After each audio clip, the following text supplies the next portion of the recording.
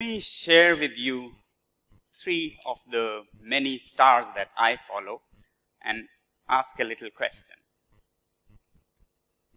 Sewang Rigzin studied journalism and became the education minister of the Ladakh Hill Council, Leh, at the age of 27.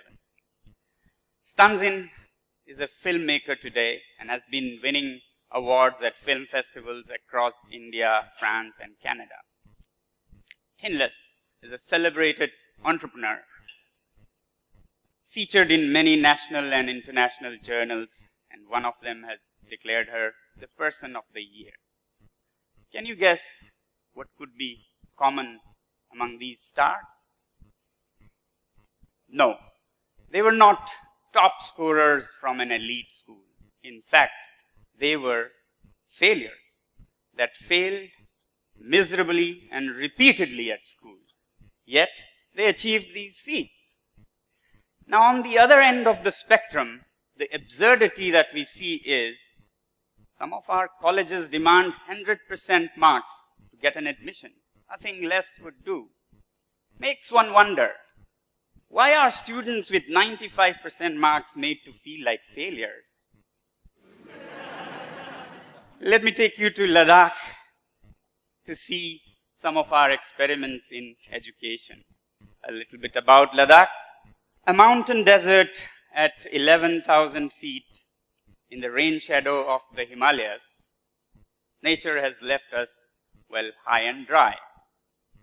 Climatically, linguistically, culturally, we are a microscopic minority in India and therefore face a lot of problems, especially in education.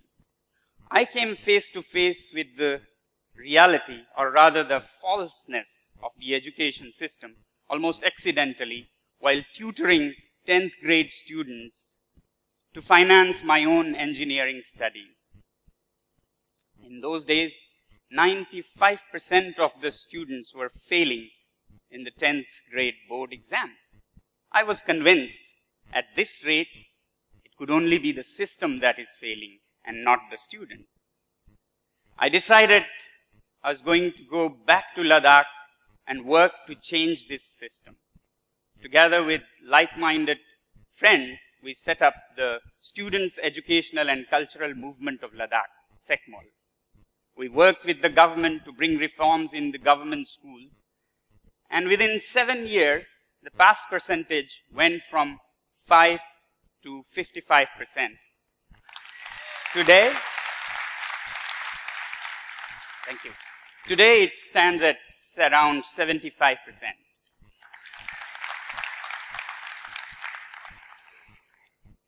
But we didn't want to miss out those who still failed in the exams. And for them, we set up a special residential school, an unusual one, on the banks of Indus in Ladakh. Here, the admission criteria is not your grades or percentage, but that you have failed in the conventional school system.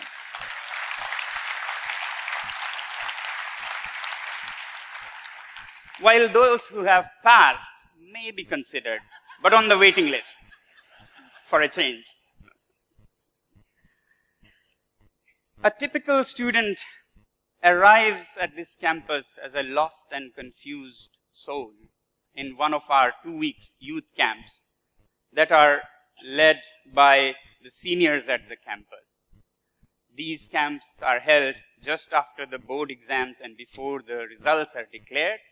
And in these camps, they are helped to explore themselves and the world around and understand failure and prepare for failure, because it's not them that are failing. And when the results do come out, more than half of them fail, but they are better able to cope with it and see it, in fact, as an opportunity to come to the alternative school. At this alternative school, they have a mix of counseling, introspection, and experiential learning to learn the academic subjects and the life skills that they miss out at school. For example, the campus runs like a little country with its own little elected government that changes every 2 months. It has its own newspaper, the Campus Times, the campus radio, and even a separate time zone, 1 hour ahead of the Indian Standard Time. It's the easiest way to make teenagers go to bed early and get up with the sunrise.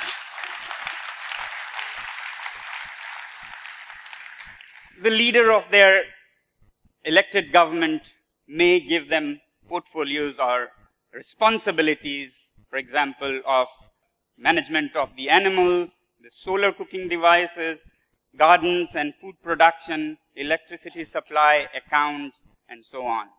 They plan, they set goals, execute, and report in the big bi-monthly parliament and learn the life skills that way. Abstract concepts are brought to life through experiments using in life. For example, when they learn the germ theory, they make use of it in fruit preservation in a big jam making festival to make hundreds of bottles of apricot jam. And then they label it, pack it, advertise, and sell it in the market. You could say their lessons in economics and commerce. And with the profits, the whole school goes on tour to the plains of India while learning geography on the way.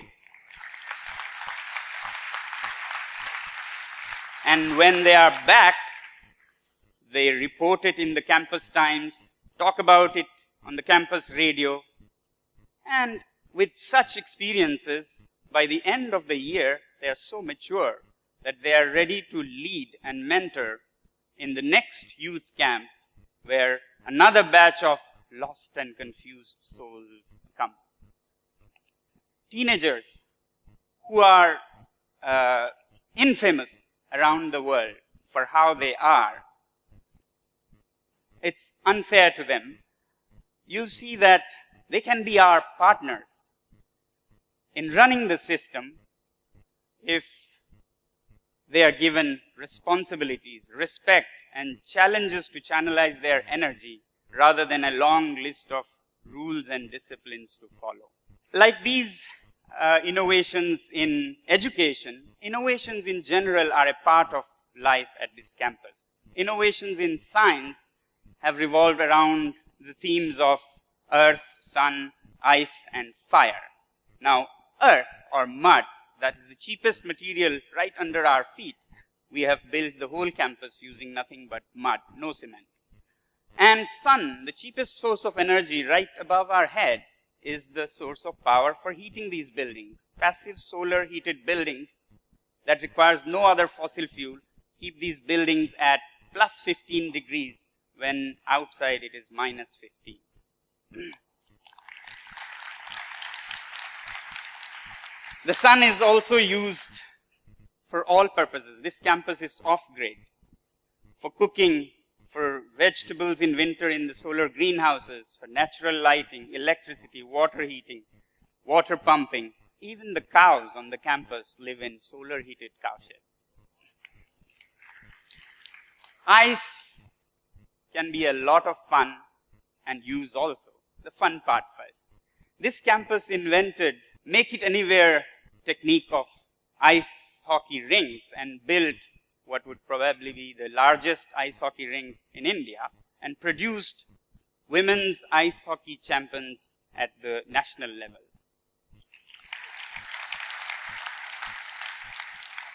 Ice can also be a savior for the Himalayan villages reeling under climate change and fast melting glaciers. Our latest invention has been Ice Stupa artificial glacier. Together with my students, we first built the prototype of this glacier, very simple technology where water that goes waste into the Indus and the ocean in winter when nobody needs it is piped away and downstream, and where a big fountain gushes out just because of the gravity, no moving parts, no machines, and freezes as it falls down in minus 20 to minus 30 and makes a cone or a mountain of ice.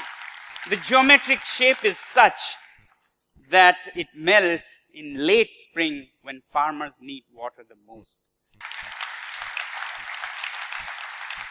It has been widely covered in international journals and you can look up. Basically, what we are doing at this campus is to replace the conventional 3 R's approach to education, reading, writing, arithmetic, all to do with only the head, with a more holistic 3 H's, head, hands, and heart. Without skilled hands, education is practically useless. Without a kind heart, it can even be dangerous.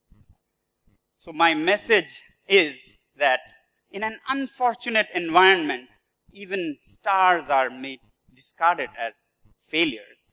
But in a supportive environment, even so-called failures can shine like bright stars. Thank you very much. Thank you.